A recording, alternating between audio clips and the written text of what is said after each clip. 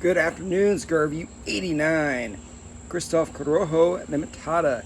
This is a little 5.5 inch 54 ring gauge Robusto, made in the Dominican, Nicaraguan fillers, and of course it's a Corojo wrapper. And we'll talk a little bit more about the wrapper towards the end of the video. A little bit more of an educational segment, I think, than I normally do. I like the cigar. It's got some great tasting notes. First thing I got was just bitter chocolate. Not the type of chocolate you'd have in a s'more that's that creamy, rich milk chocolate. More of like a, sweet baking, or not sweet, bitter baking chocolate, which I don't really mind. But the primary note is nutmeg. I get a ton of that. And this reminds me of a drink that I make pretty often called a bourbon flip.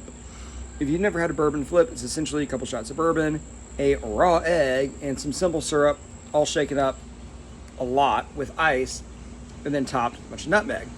And it's absolutely delicious because you're drinking and you get protein at the same time, which is always a good thing. But this cigar kind of reminds me of how that drink tastes.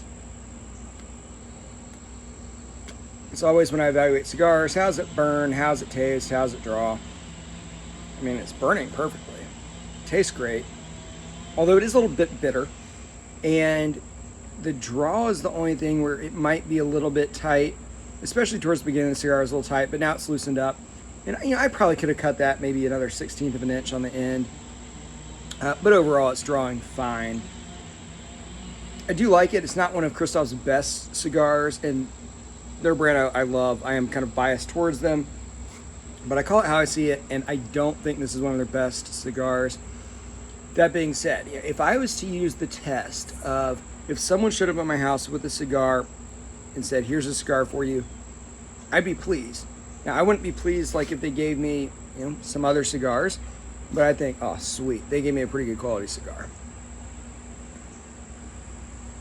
Especially for the price point. I think it's good value. Again, it's a little bit bitter of a cigar, but that's okay. Let's talk about the wrapper. Corojo. So the Corojo wrapper is one that, has been around for a long time and pretty much is not around anymore. Essentially what happened is they have no real resistance to disease, insects, whatever. If someone was to plant Corojo now, it wouldn't last. I mean, they'd lose their entire harvest. So in the late 90s, I think 97 in Cuba, they planted really the last of the true, just pure Corojo seeds. And if you see it now advertised as this is not actually El Corojo. This would be Corojo 99, Criollo 98, 99, Habano 2000. It'd be those types of leaves that you're actually getting. They're similar,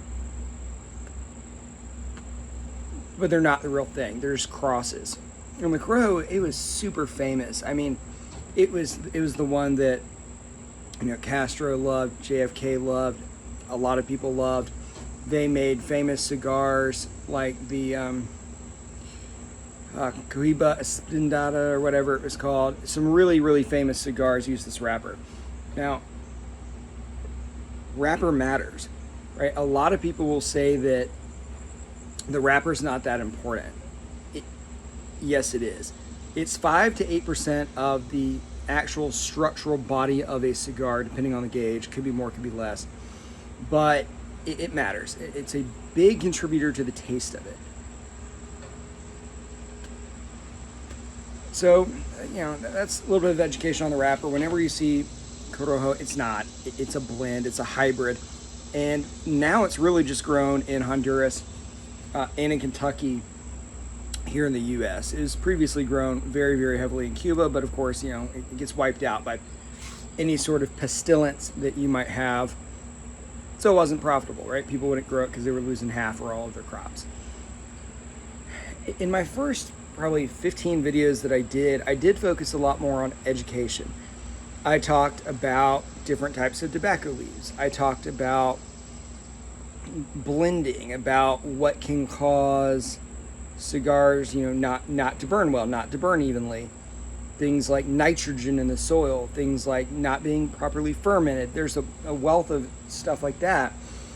I don't know if people really want to see that. If someone actually watches this video and lets me know if you'd like more educational stuff, that would be great. I mean, it's good for me too, because in order to educate other people, I typically have to brush up on it as well. And it makes you have a much more enjoyable, rich cigar experience if you actually know what's going into it, if you actually know what's going on.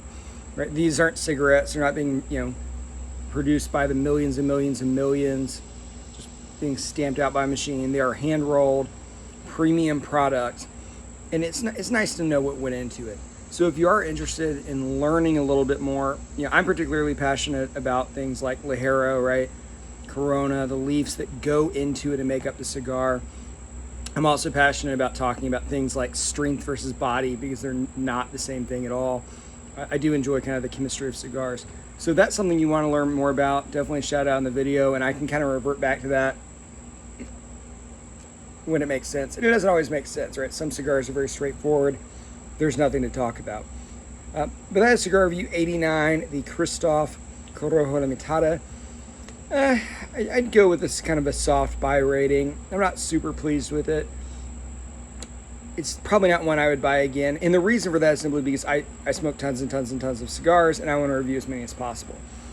If I was forced to stick with like 4 cigars for the next 6 months, it would not make the list. I'll put it that way.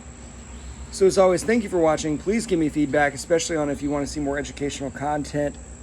As always, thank you for watching.